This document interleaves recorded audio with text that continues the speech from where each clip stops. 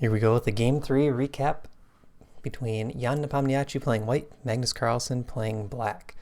So we started out with the same opening from Game 1. Both sides are exactly repeating. We have a Roy Lopez, bishop a4. And after castle, Magnus plays the bishop to e7 move order, which is preparing to play the marshal.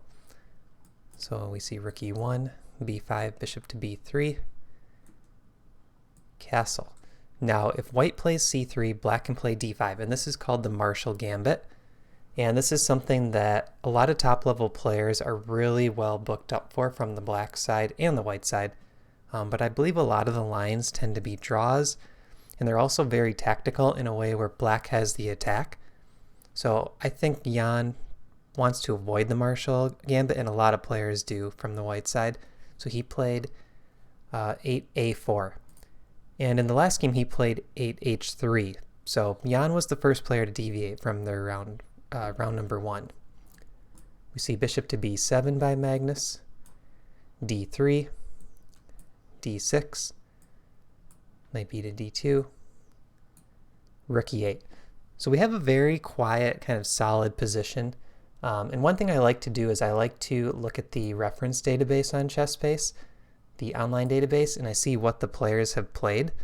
And again, in this game, just similar to the last couple of games, Magnus was the first player to play a move that was rare in the opening books. And it was this move right here, move 10, rook e8. Most players here play knight to a5. So Magnus, again, is playing the first rare move, and that's very interesting to note. All 3 games, Magnus plays the first rare move. So then we see knight f1. Typical maneuver, this knight can head over to the king side. h6, bishop to d2. And bishop to d2 is kind of a strange looking move, but it's actually kind of eyeing stuff on the queen side, so it's ready for play over there. Bishop to f8, knight to e3. Eyeing these light squares. Very nice idea by Jan. And knight to e7. So this also defends those same light squares. And now we see c4 by Jan, and we're only following 12 games in the database at this point, and a lot of the games are draws. So even though Stockfish says there's maybe a very slight pull for white, I'm seeing around a 0.2 or 0.3 eval, it's very hard for white to play for a win in this type of position. B takes c4 was played, knight takes c4, and now, as I had highlighted, there's an imbalance between these 2 pawns. So it's a very small imbalance, and this might not be enough to play for a win. Most likely not. But it is the first imbalance worth noting. Can each side take advantage of the other side's weak pawn? Then we see knight c6 by Magnus, rook c1. So what Jan is doing here is he's trying to bring all of his pieces onto good squares. And we're going to see on the next move that bishop comes to c3. a5 by Magnus, and what he wants to do with a5 is he's kind of preventing any ideas of b4 later, and that also gives the b4 square potentially for the knight. Or if d5 gets played by Magnus later, the bishop may also come out to b4. So it's just a quiet strategic move that's trying to control that important b4 square.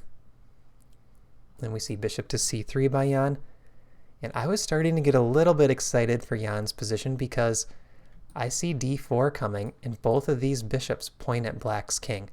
So I think it's kind of on black here to figure out, what do I do to counter those bishops both pointing at the king? Magnus plays a very nice move, bishop to c8, and it looked odd at first. Why bring that bishop back to c8? Why put that bishop on the 8th rank? There's a good reason for it. This bishop on b3 attacks the weak pawn on f7, and Magnus actually wants to counter that with putting his bishop on e6, interjecting this diagonal. Now we see d4 by Jan. I think that's the critical move. Open up the center and get those bishops very active. E takes d, knight takes d4, knight takes d4, queen takes d4. Now, at first glance to me, I thought this position looks really good for white. You know, if I was playing this in a tournament game, I would much rather be white, and I think having all of these active pieces in the center for white, knight, queen, bishop, bishop, both rooks well placed, nice pawn on e4. All of this looks great, and black's position is very passive. There's only one good move here, and it's the move Magnus played, and I think this idea saves the game for Magnus. If Magnus doesn't have bishop to e6, Jan actually already has close to a winning edge. But there's this really quick idea of bishop e6 and getting the pawn up to d5, and it's a way that black can pretty much equalize the position by force. And there's really nothing that Jan can do about it at this point. d5 is probably coming on the next move. Jan plays h3, and now here d5 can be played straight away, and it's a very good move. But equally as good is what Magnus played in the game, c6, and d5 is coming next. There's nothing that white can do about it. So Jan plays bishop to c2, trying to avoid some trades, putting this bishop on the other long diagonal, pointing towards the king. The longest diagonal would be opposite side of the board. Now Magnus gets d5 in, and here Jan could take d5, but it's also very drawish. Knight can take back, and Magnus's position is very solid. The b2 pawn might actually become a weakness if enough pieces trade off. So here Jan plays e5, and I think already at this point both players seem very content with a draw. And oftentimes what they do when they're content with a draw, the super GMs, is they kind of figure out these lines where they just know, like, okay, I'm going to take, you're going to take, trade, trade, trade, trade, get to an endgame where it's going to be complete draw. That's what happens here. So watch these next few moves. And keep in mind, they have to get to move 40 before they draw. That's the rules. I don't know what happens if it's like a forced repetition before move 40, but in their minds, 40 is that threshold where if they can get to move 40 and they're both happy with a draw, kind of like yesterday, you know, around move 35, they played towards a draw till 40 and then shook hands. They're kind of thinking that already, but we're only on move 23.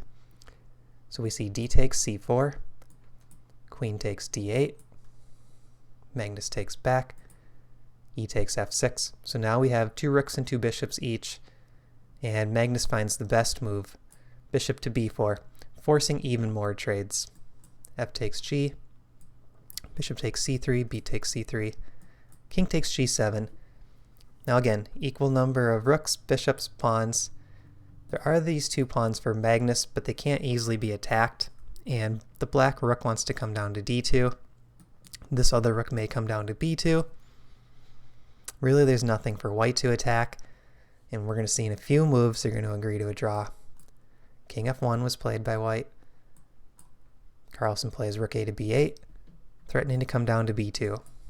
Jan contests it. King f6.